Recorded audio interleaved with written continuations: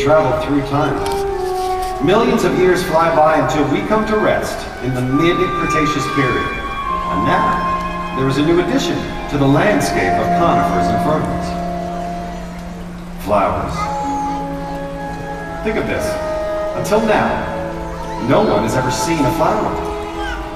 No creature on Earth has ever gazed upon the color of a bloom. And yet, with all these blossoming new arrivals, well, it's beginning to look a bit more like the world we know. Well, just a bit.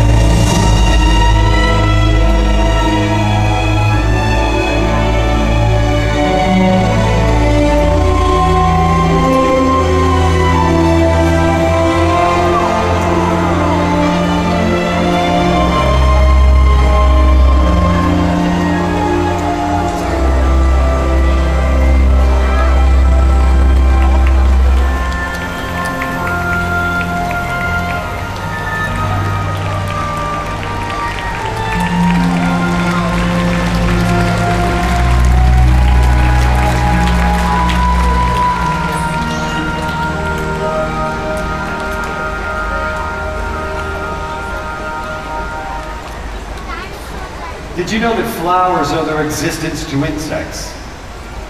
Well, the fact is, insects have been around for a long, long time. Like dragonflies. Oh, and mayflies. Even our good friends, the cockroaches. Well, they go back to the coal swamps. About 100 million years before dinosaurs even appeared. But insects weren't part of the bigger pollination picture. You see, for centuries, plants were fertilized by either wind or water. But in the Cretaceous period, they discover another way. You see, plants have always had to put up with insects feeding off of them. So, in the fullness of evolutionary time, it became apparent that these same insects could carry vital pollen from one plant to another as well. So, the plants started to reward the insects for visiting them in the form of nectar, and to compete with each other in attracting these insects in the form of color, creating flowers. The more flowers, the more insects. The more insects, the more flowers. One of the most beautiful examples of coevolution you could ever see. So now new types of insects are coming into being because of all the flowers. Like bees, and wasps, moths, butterflies, a miracle of natural engineering, perfectly evolved to feed on floral pores. Well, maybe not all of them perfect. So, that's all flowers are, really. A beautiful example of reproductive display. Animals had them too. Oh, and dinosaurs had them in a big way.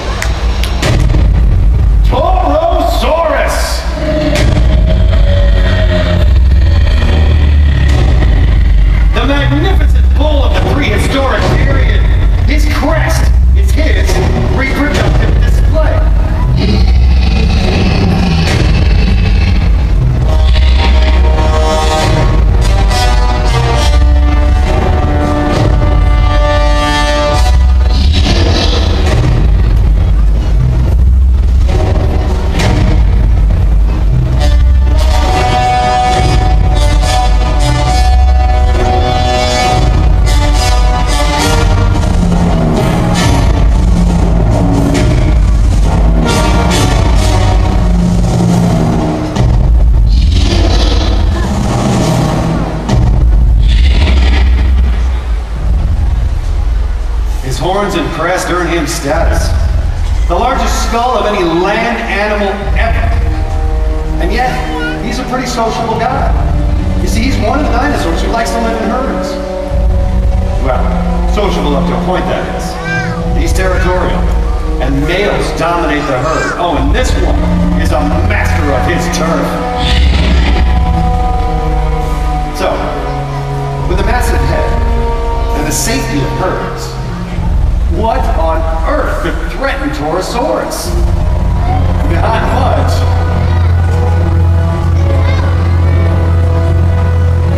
except another male.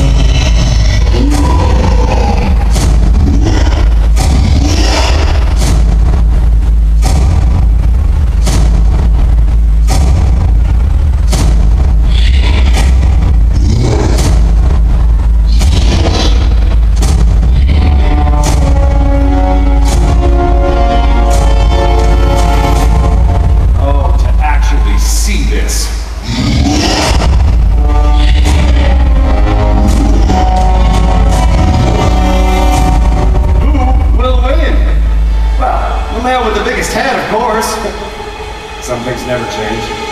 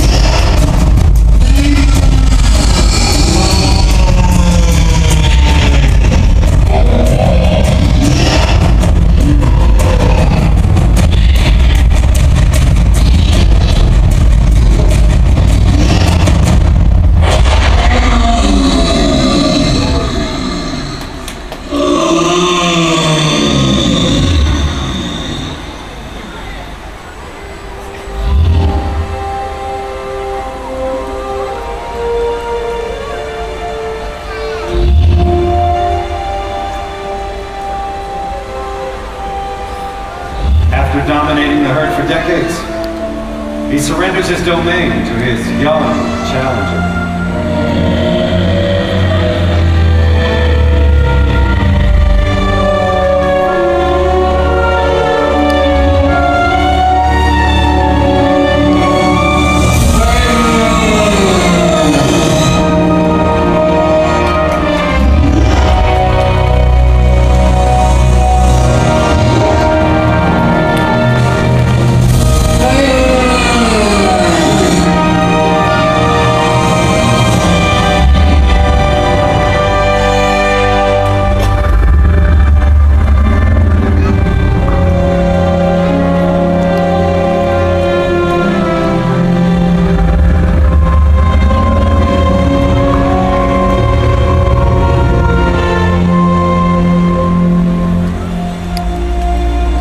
His victory is a triumph for the species, an example of natural selection, survival of the fittest in the evolution of these king-sized herbivores.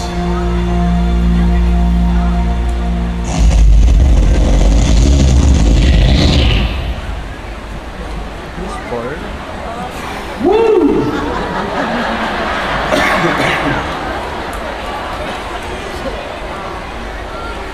Well, when dealing with king-sized herbivores, you have to expect a bit of king-sized poop.